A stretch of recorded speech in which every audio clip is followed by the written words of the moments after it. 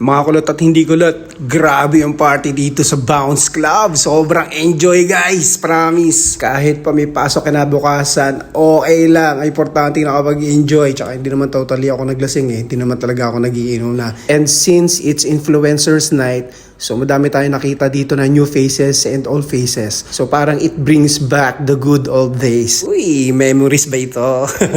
Hindi, pero yun nga. Guys, dapat always create memories. Sabi nga, 'di ba, don't just exist.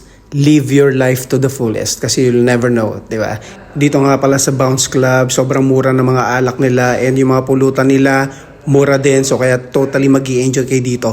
Plus yung mga malulupit na DJ dito guys sa Dubai, dito sila tumutugtog sa Bounce Club. Kaya ano pang inaantay nyo? Kita-kits tayo doon next time ha.